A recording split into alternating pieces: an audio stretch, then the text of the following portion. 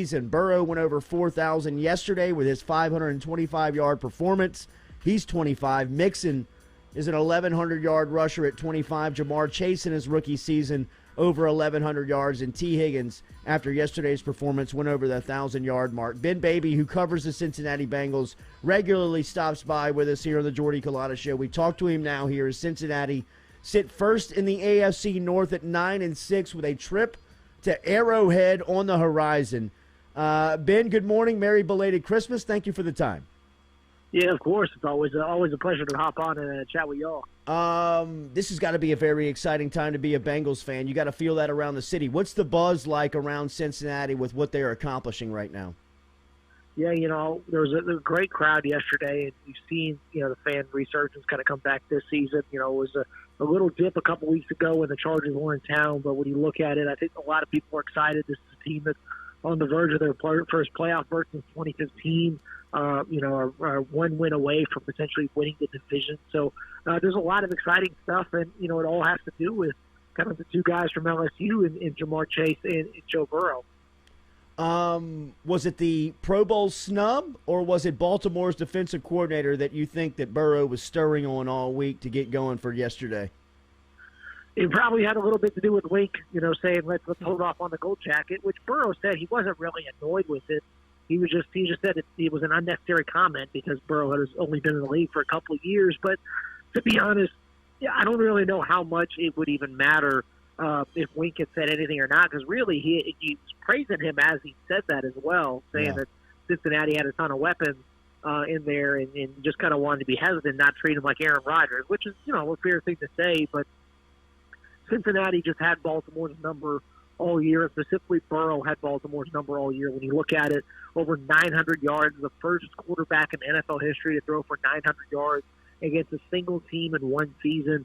And the first time that Burrow threw for 416, Baltimore was healthy, and they had Marlon Humphreys at cornerback still, and Lamar Jackson was playing quarterback. And oh, by the way, that was at Baltimore, and it was a complete blowout. Jamar Chase at 200 yards, and that was a change for him, afterwards as well, because teams really started to pay him more attention defensively. So I think that really more than anything, the Bengals had Baltimore's number, and this offense has looked vastly different against Baltimore than it has against anybody else this season. When you look at this offense and those numbers that I read coming in, that was kind of like what LSU looked like in 2019, where you just had players making numbers and plays every single week, and you looked up at the end of the season, and Burrow had thrown for 5,000. You had Jamar over 1,000, Justin over 1,000. Both had 20 touchdowns. Clyde went nuts. I mean, when you look at this offense, Ben, does it feel video game-ish? I mean, from what they've accomplished, this is the NFL that they're dicing up. Yeah, I think that when you look at the raw numbers, it definitely does seem surreal. Now, the one thing that I will say is that I think that the big difference is in that 2019 season, I mean, from start to finish, it was just an offensive just showcase. Every game, I can't really recall LSU being slowed down in any game offensively. Whereas here, we've seen some big numbers in big games, in pockets. But I think the one thing that they've kind of lacked in Cincinnati has been that consistency. Now, all of that being said, I think what we saw against Baltimore in both games, specifically this last one, is what it looks like when everything is running on all cylinders. And we've really seen Burrow start to get really comfortable in the pocket. I think his pocket presence yesterday was really great. There was a throw yesterday where he was able to scramble and then reset and then throw to the far hash. I thought that was a really good play from him.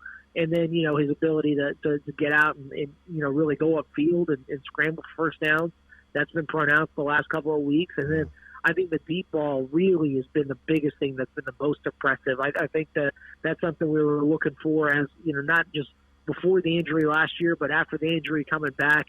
And I think that he's really made big improvements in that. He's worked a lot with Jordan Palmer on adding some velocity in the offseason. And so far, all the work that he's done has really started to pay off, and you can sense a big difference in his game.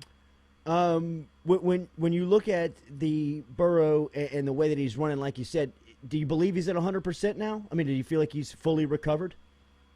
Yeah, I think that's definitely the case. When you look at how confident he is pulling it down and running upfield, and when he's extending plays, and when he's even when the pocket collapses, you can sense that there's something different in Joe. And so I think that, for a while he said he's at 100%, and I think mentally that was always going to be the big question mark. Is mentally, when is he going to get back to that point? And I think he's probably been there now for several weeks, but really it's manifested itself on the field in that game against Baltimore, and even last week against Denver. There were times where I think he had 3 rushing first downs where he had to extend plays and extend drives, and those were big moments in a 15-10 win. It wasn't as sexy a win as Zach Taylor, the Bengals coach, pointed out after the game, but it was a win they needed, and it's a reason why they're one game away from a playoff berth, and they could potentially do that with the win over Patrick Mahomes in Kansas City.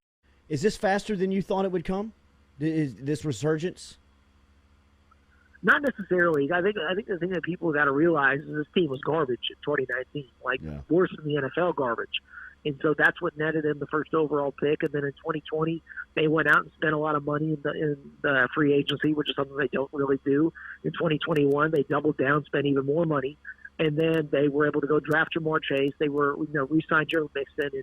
And when you look at all the moves they've made, essentially since the end of the 2019 season, they've all been building at this point. And that's kind of the beauty of the NFL, in that, you can get you can go from a really bad franchise to a very competitive franchise very quickly. I mean, that's how the league is built. It's not, like in college where you say, okay, we got to stack, recruiting class after recruiting class, and it's going to take a few years to build a program, and maybe we'll be competitive. You can really go from worst to first in pretty alarming fashion. And so, to do that, though, you've got to do everything in the right manner. And so far, we've seen Cincinnati really hit on all their offseason moves, whether it's been drafting Burrow, drafting Jamar Chase over Penei Sewell and Kyle Pitts, taking a gamble on Trey Hendrickson, who had a big year with the New Orleans Saints, and a lot of people, including myself, wondered if that was a one-year fluke. And it turns out Trey just set the record for the most sacks in Bengals, the single-season sack record in Bengals history, and is a Pro Bowler. And so